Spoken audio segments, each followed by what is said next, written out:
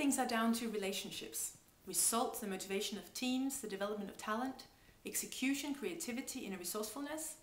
You're always relating to yourself and very often also to others. But how's your relational power? How well do you master your inner game?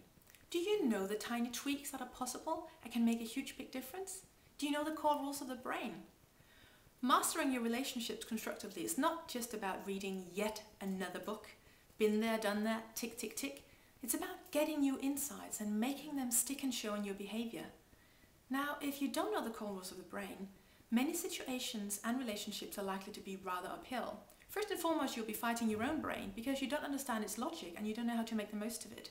Secondly, you're likely and you risk to turn other people's brains into opponents. And what you'll experience there may be a defensive answer, counterproductive action of some sort, or simply the famous dead eyes. Now, did you know that neuroscience has shown us that people love giving advice to others, especially when that advice is taken? At the same time, people hate getting advice from others that they have not asked for. Talk about social dynamics being tricky here. Do you know the amygdala of the brain, the so-called alarm bell of the brain? It triggers in situations where we perceive a threat, whether it's a physical threat or a symbolic threat.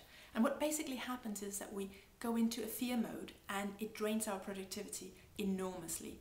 Now, this amygdala partakes in zero-sum games in the brain all the time.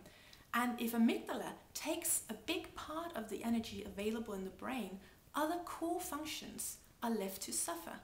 So it's really silly walking around triggering amygdala here and there and everywhere, unconsciously.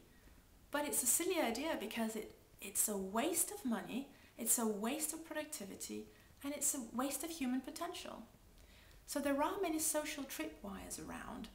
And why make things more complicated by being ignorant of the core rules of the brain, the core rules that are key to our social relationships? You can start building a brain-based repertoire today, and you can have me challenge you to stretch, to explore, to experiment, and to raise your bar and results.